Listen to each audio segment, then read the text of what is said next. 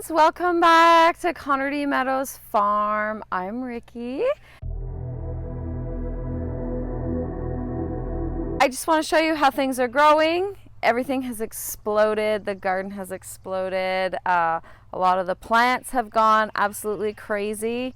So it's awesome. I love it. We're starting to see some food coming in, and we're going to be able to harvest a lot of things from the garden really soon, which I'm really looking forward to doing. All right, let's flip you around and show you what we got going on. Well, I'm sure many of you remember that I got my little $1, $2 plants, all the blueberries.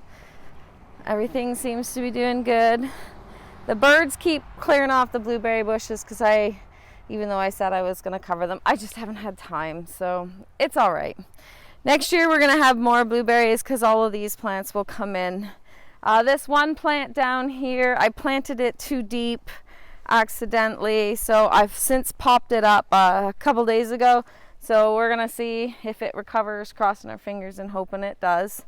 Over here, I had ripped out a bunch of strawberries from the raised beds. They were absolutely going crazy. So I ripped them out and I have placed them in here, faithfully trying to water them every day and see if we can get this area all back up with lots of strawberries. So far, it looks like a number of them have new growth, so that's exciting. We have the goats in back here. I blazed a trail in back through all the way down to the creek. They've never actually been in this section before, so they're kind of babies and they're scared of being in there. That's why there's lots of screaming going on. I don't think I show this spot here very often. I have some yarrow in here, and then we have purple bee balm and some daisies. And then I can't remember what this is, but I planted some red bee balm. My mother-in-law brought me some red bee balm, so now I have purple and red, which is going to look really nice. Let's pop you around over here. You guys, you would not believe how lush and full this thing is. We've been harvesting out of here fairly regularly. I've got to definitely come in and harvest some more stuff, dry it up. Currently have basil drying, but the time has gone absolutely crazy. So I'm going to get in here and get this all harvested up. I love how this looks. It's very pretty. Look at these flowers. The roses are coming on. Lots of blooms. But my favorite thing is, look at the size of these hips. These are huge. Like, this was what I wanted from these. I want to be able to use these hips in teas and in my soap making. But they're all massive hips. And you can see I've got some more roses coming in. This one, I keep taking all the petals and drying them as well. So this is that Morden Sunrise rose bush that my cousin was able to get for me originally. I had one when we lived out west, and it came with us to New Brunswick. It did not make the trip from New Brunswick to Ontario. It just didn't make it. The mint, lemon balm, and catnip all going crazy. Look at this flower bed over here. It is exploding. I do have to put some stakes in the ground. So I've never grown a dahlia before, and my mother-in-law had told me you're going to need to put some stakes in. So I'm going to have to stake that. I just haven't got to it yet. But look at this. This is like that old cement mixer, and it's just exploded everywhere. It's beautiful. The color of the dahlia is like a very cheerful. She's not all the way open yet. Be kind of neat to see what it looks like, given that I've never grown them. Over here at the front of the house, things are growing very well. I have some zinnia up. The lavender's starting to do really well that I transplanted up here. Oh, butterflies. This one keeps putting off roses as well. So this one gets hips too. They're just generally not as big as the other ones. And oh, this one's got one. This is the bush that came with us from our old place. We've got a zinnia popping up here to give us a little pop of color. Beautiful. This rose bush here, this white one's putting off a whole bunch of new shoots. So it's pretty happy there. The fennel is going crazy.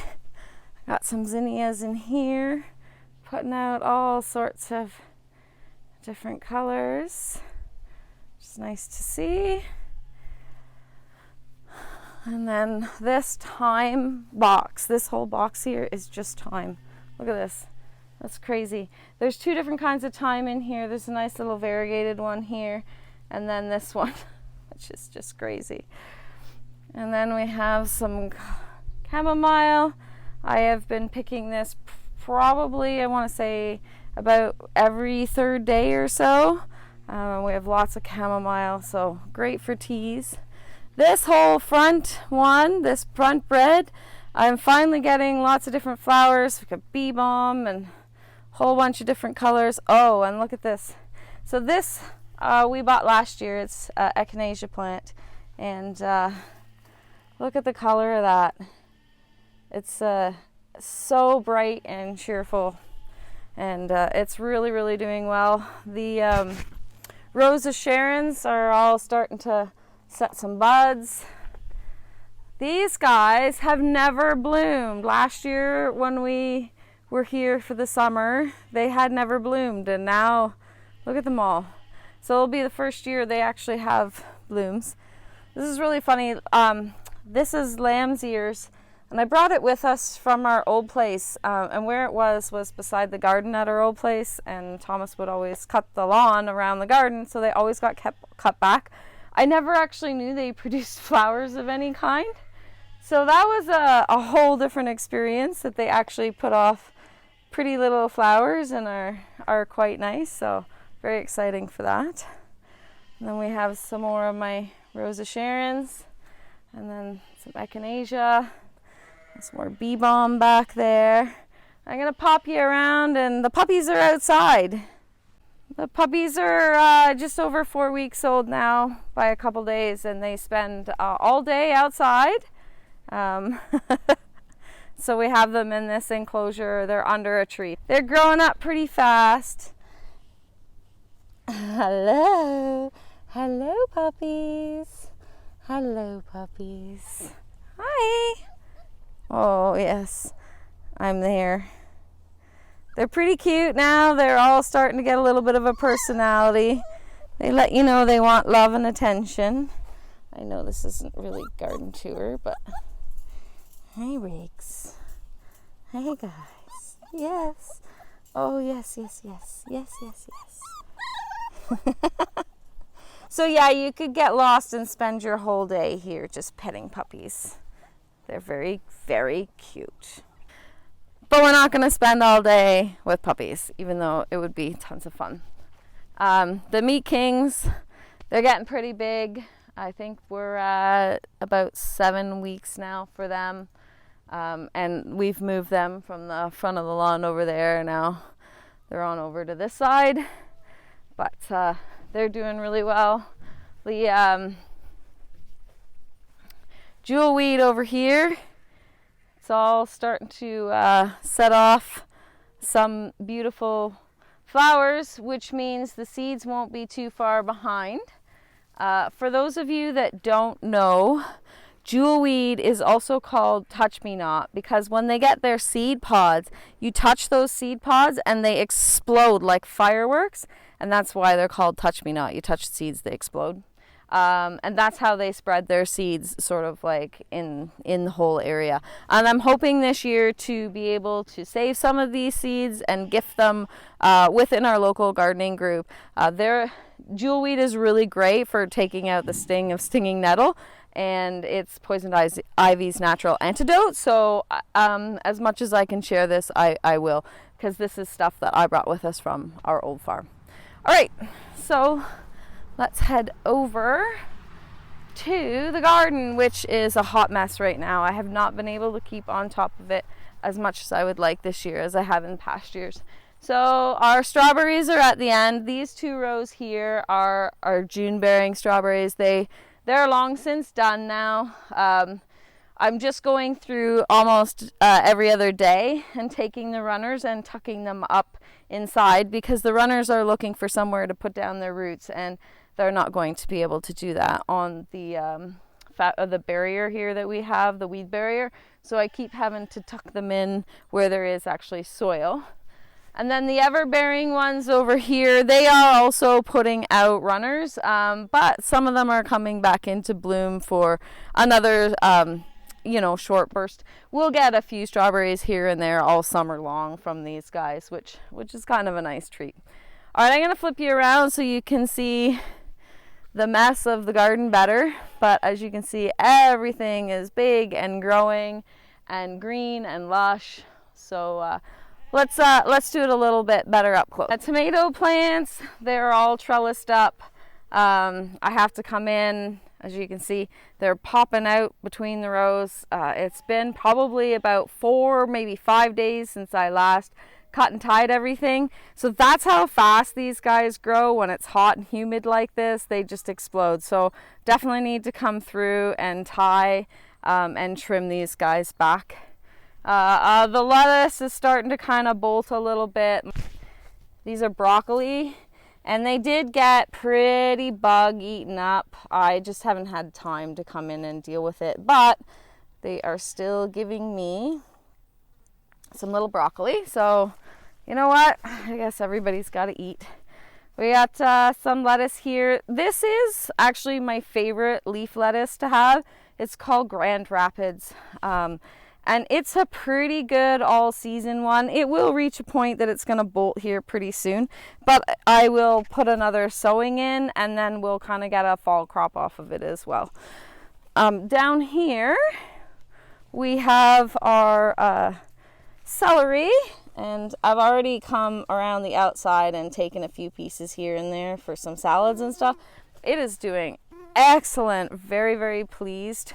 As I had stated before in other videos, this is the first time I've actually ever grown celery. And I think, given the experience, it's definitely not going to be my last experience growing celery. It's been pretty good. I was digging through the beans. So these are the bush beans I planted on the end of the corn. And I was digging through, and I have beans. So I got to get out here and get some of these guys harvested, which is really exciting. We've been looking forward to having some fresh beans. So I don't know if you remember, I had said I would be bush beans, corn, bush beans, bush beans, corn, bush beans. I had said I'd made a mistake, and I accidentally some climbing beans, so I had to quickly put up a trellis, and you can see they've just climbed up and gone mad on this trellis. So at least I was able to throw it up. It's not as high as I would like for it to be, and they're telling me it's not as high because they're just winding themselves, but they're still looking pretty healthy in there. So in here I have some patty pan squash, and there's a number of them in there that are starting to look about ready. We've already had a number of them in stir fries and things. And then in here I have some pumpkin plants. As you can see, everything just went crazy. The potatoes, the pumpkins, the corn. So last year this spacing worked, but last year also the potatoes didn't live. So the pumpkins ended up sprawling over the area the potatoes were in. So going forward, I'm definitely going to have to rethink this situation, because the potatoes did well this year, and I don't really have the room to walk like I'd like. This is my bean trellis. I've just noticed that some of them aren't going up on the trellis, so I'm going to have to come through, tuck these guys up. Sorry. All right, so over here, this was the squash that I started to train up the trellis, and as you can see, once I started to train it, it started to go up on his own. I think this was butternut squash. I am definitely going to be doing this again, in the future, because this trellising system has kept this squash completely off the ground. It's been really easy to fight pest pressure. Unlike trying to get in where the pumpkins are, I can't get in there and fight the pest pressure. But this guy has been really easy to fight it. And of course the patty pans on the end here, this is another one. It's also been pretty easy to fight the pest pressure because it's on the end. Oh look, I've got some really big ones in there that need to be harvested. But so for those of you that were thinking about vertically growing squash and stuff, I highly suggest it. It's been so easy to train it in the beginning. Here, I'll show you how. Let me just step over my potatoes. Okay, so for example, this little guy here, it's kind of not going up. Bend it too much, you can break your plant, and you definitely don't want to do that. So I just bend it through and then pull it up through the next one so it doesn't fall down. And there, so that one's going to keep going up. So you can see there's a number of shoots in here, and they're all just crawling up really, really well on this plant. So down here, like, they're so healthy down in here. And I'm really, really liking the fact that they're not sprawling all over the place. So there's the bean trellis. You can see even with the height of this bean trellis, which I think is about 6.5-ish feet tall, even still the beans are going up. Eventually they'll flip over and they'll go down the other side. So they'll go up one side and down the other side. And then in here, so raspberries, and then we have our hascaps and our kiwi. In the pot here and in the pot there, we've got some ground cherries. If you've never seen a ground cherry blossom, they are beautiful. Look at them. Absolutely gorgeous.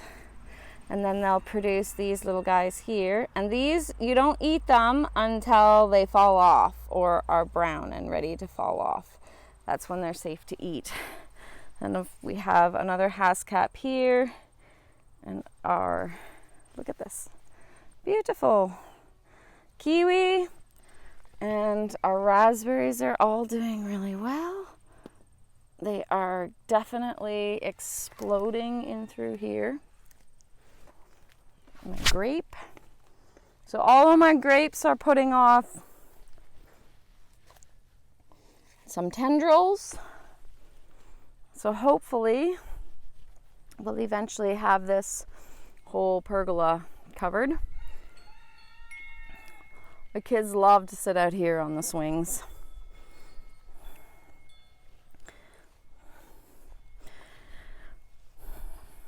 And here we have, so we have the 3 rows of raspberries. And then in here, guys, look at these peppers. Isn't this unbelievable? I'm definitely counting the peppers in the pot a huge success. There's so many beautiful peppers. I've never had this before. They're not small peppers either. As you can see, they're nice and big peppers. Show you some of the hot ones on this side. So this is like Thomas's peppers, all of his hot ones. These ones are, I think, the coolest looking peppers. These are cherry bomb. Look at them. And so they look like big cherries. Beautiful.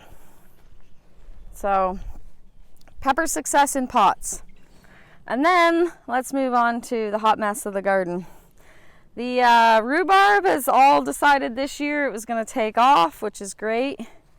We've been facing a lot of pest pressure. And I just don't have time to deal with it, so I don't. I figure some are sacrificial.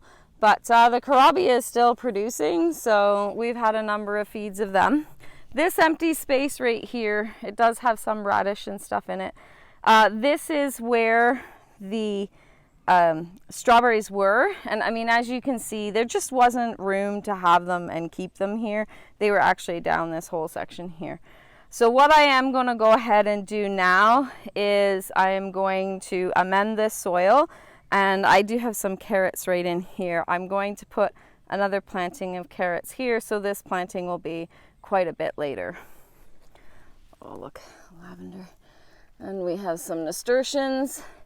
And then we have the cucamelons. They've started to finally go on one side of this trellis. I had a lot of problems with pest pressure of the cucumber beetles eating these little guys. So I did have them in little like jars to start, like over top. I cut the bottom off of a water bottle and I stuck it over top, and that seemed to help them get big enough that they could survive. But this side has gone crazy. So for those of you that have never seen, look at how small they are. And they don't get very big. They'll become the size of probably a green grape, actually even smaller than the green grapes. They're also referred to as sour gherkins or mouse melons if you've never heard of cucamelons. So the carrots on both sides are doing really well. I've gone through and I've thinned them out. But again, we're back to needing to trim tomatoes. They're going crazy, which is lovely. I'm not complaining. Like, look at this. Look at those beauties down there. Lots of tomatoes going on. We're gonna have lots of food. We've had a lot of feedings of peas, and we're still picking peas. So far the heat hasn't caused them to completely die. Like these ones here have just started coming in. I still have some with some flowers, so that's good. But this side, so I actually had Kajari melon and sugar baby melon on this side, and the pests have really damaged. These guys really aren't climbing. They aren't doing anything. It is unfortunate, but it varies from year to year, because what's funny is on the other side, and I'll pop you around, it's a beautiful calendula. On this side, they're all doing good. So I think that the trick on this side is that I had all this radish in the front, and I actually let all this radish go to seed. One, it gives you more food per plant than just one single radish pod. Because if you're to look at how many pods, mini pods that you get, there's a lot more. But the smell of the radish masks the smell of the cucumbers, so they've actually had a bit of a chance to grow and be able to resist the pest pressure a little bit more.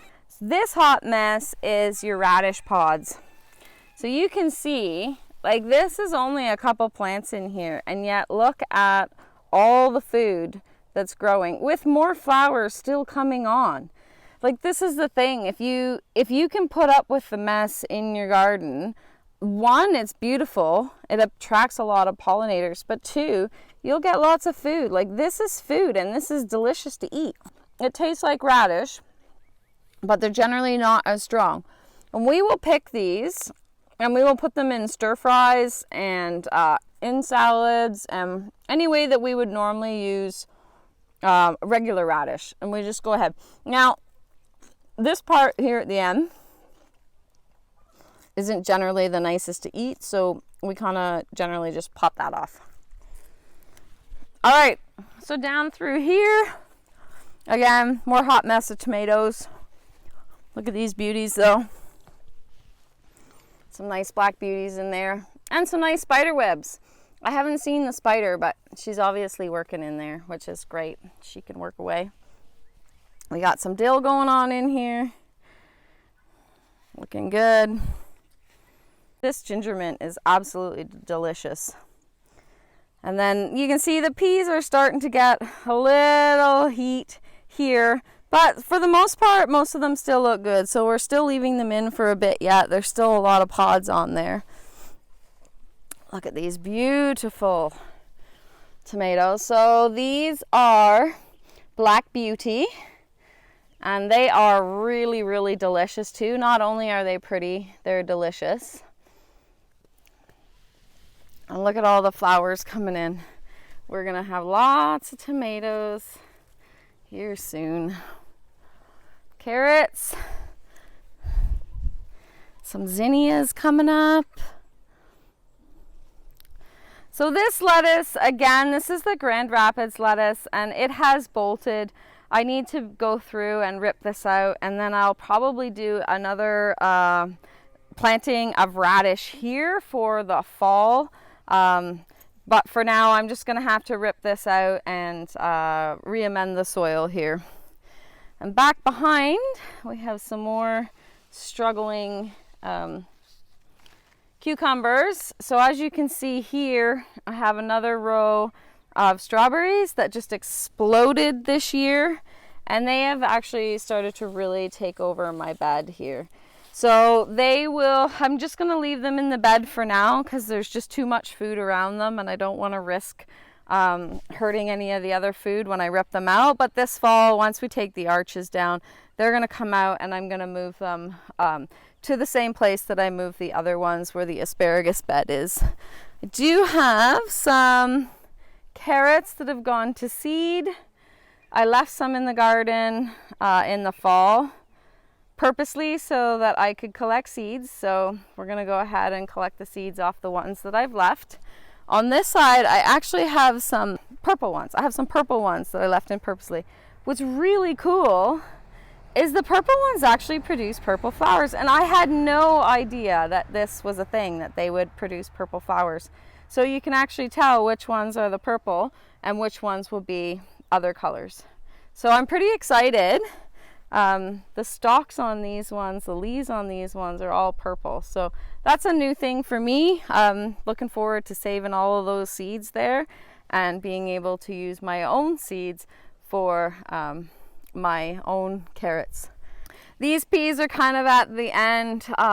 These are the Amish snap peas. I gotta say, for fresh eating out of the garden, these ones are probably my favorite. I got the seeds 2 years ago from the Seed Company Incorporated, I think. I will verify and put a link in the comments below.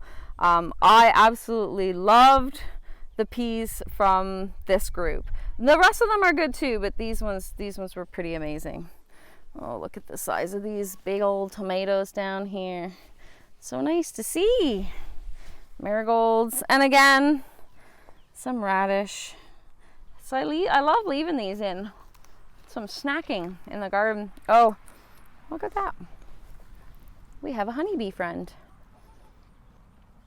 And we're pretty certain that it's one of our honeybees because we are the only ones in the area that has honeybees. So look at this nasturtium. The colors of it, so pretty. And then this is our romaine lettuce. It has also started to bolt. It is the season. It's really, really warm, and they don't do very well. So we'll probably do another fall planting of this. And these cucumbers have only just decided that they're going to join the party, and they're starting to climb, which I'm pretty happy to see. So we weave the cucumbers much the same way that we weave the squash. You have to be very careful. You don't want to wreck it. And then it'll learn to weave in and out and climb. Some nice kale. Like, look at the rhubarb. All of them, which is awesome. Over here, our garlic is almost ready to come up. We pulled one the other day. It wasn't quite ready, so we've left the rest in the ground for now. All those volunteer sunflowers from last year that I replanted have gotten huge. Just look at this, though. I love this walk. The beauty of this walk is really something. We've got some chicks that have figured out how to get in and out. The borage over here, between the comfrey and the borage, we have very happy bees. They there you go. They love both the borage and the comfrey, and we love seeing them here. Just to show you. Oh, see, look. Hey, little guy. Working hard. The Blackberry that I bought for $1 or $2 at Canadian Tire. Oh, hello, little guy. It's doing really, really well. In fact, it's thinking about setting some fruit, which really kind of surprised me. So these are cosmos, these big fluffy things. I've never actually grown them before. They're a flower. I'm really excited to see what they look like. Though these ones, most of the ones that I tried to plant this year were called Dutch Cosmos, and they're supposed to be like a really pretty pink, but we'll see what they do. Look at this view. Isn't that pretty? All right, let's pop you around. So this is the tomatoes and basil and peppers. And you remember how the birds ate all my tomatoes that were down here. What I ended up doing was the last time I pruned the tomatoes, I brought the armpit babies over here and I stuck the armpit babies in the ground. So we actually do have tomatoes down here, and most of them are armpit baby tomatoes. And I'm kind of just letting this bed do its thing. I am tying them up a little bit, but I'm finding the ones that I'm tying, the chickens are more likely to eat. So if I let them flop this way, hopefully they'll survive the chickens eating them. But the peppers are all doing really good down here too. I've already had a number of pickings of the basil down here. Look at the size of this thing. I've never grown peppers like this before.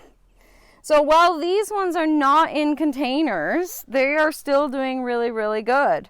They are in a little raised bed, and I do wonder if it's just because the soil we put in here was just a little bit better. I'm not sure. We are going to compare them and see what we get out of between the containers in here. Sugar Rush Peach.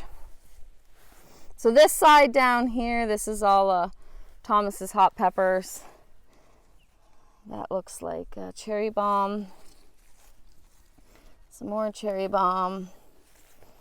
Yeah, oh, this is an interesting one. I have no idea what that one is. Oh, habanero. Very cool looking. I don't think I've ever grown anything like that. These are the ones that AC's piano teacher gave us. Yeah.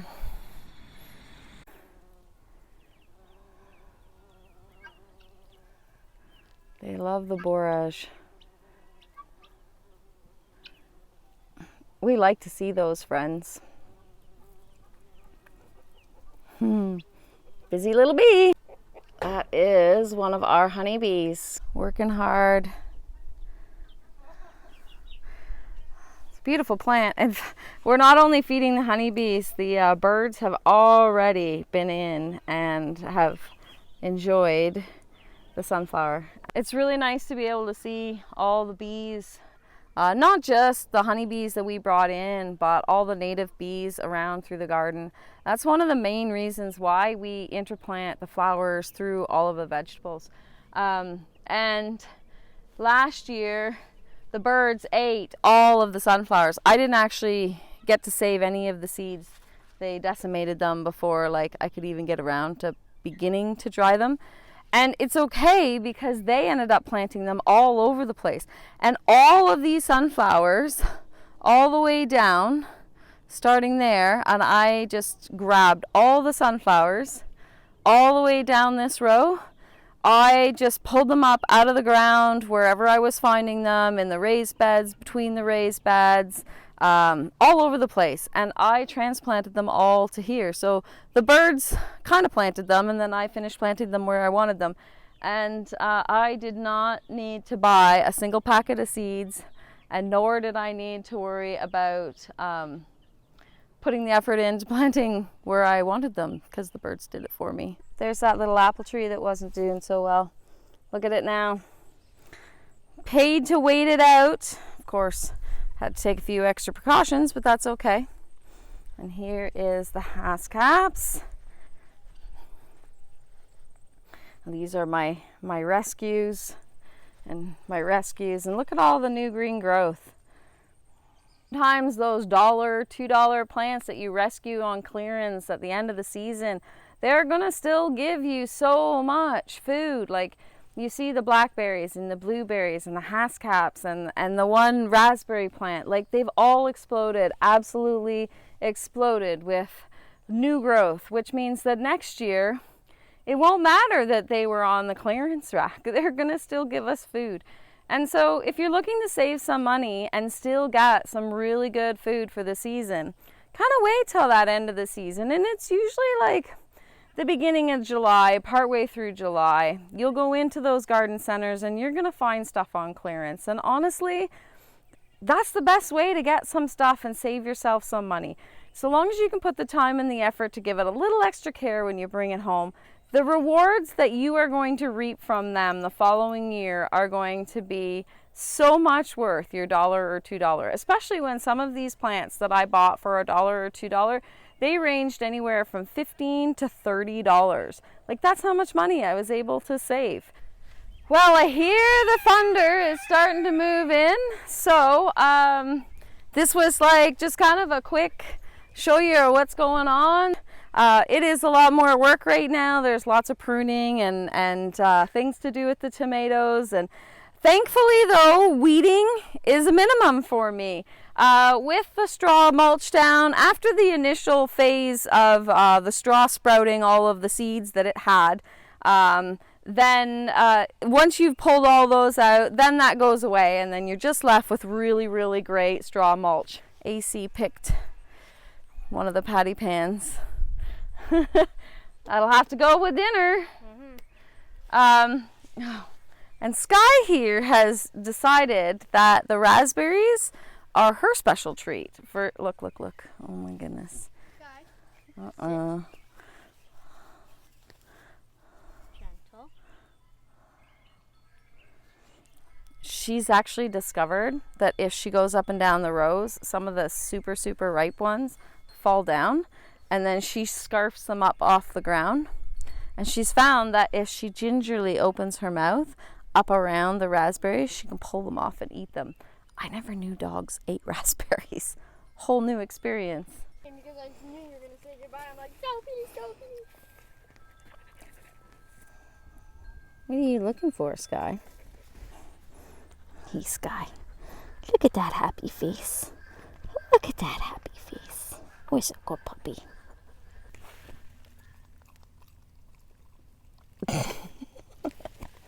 Oh, look at her. She's found one in there. She's turned into a raspberry thief. Can't really blame her any. Raspberries are my favorite thing to eat too, so, you know, I get it. It's just kind of funny. Look at this. This is like my morning breakfast. I love coming out here and eating raspberries and eating peas. So good. It's a great breakfast. AC, show me what you found in there. What'd you find? Pumpkin plant. Pumpkin plant. Over there. Exploded from over there. So just tuck it back in. Leave it. Did you find more pumpkin plant down there too? Right here. Oh, there's a tomato plant. Some tomato volunteers And the lamb's quarters, you can eat that were there last year. The thunder started to roll in. Sky's getting a little scared. We need to start thinking about getting the goats in and getting the puppies put in the garage and getting everything ready for the big storm that's coming through. We are very thankful for the rain. It'd be nice to have a break from this heat and humidity. The rain usually does bring that. So we're going to go ahead and quickly get that done. So on that note, thanks for hanging out in the crazy garden with me, and we'll see you next time.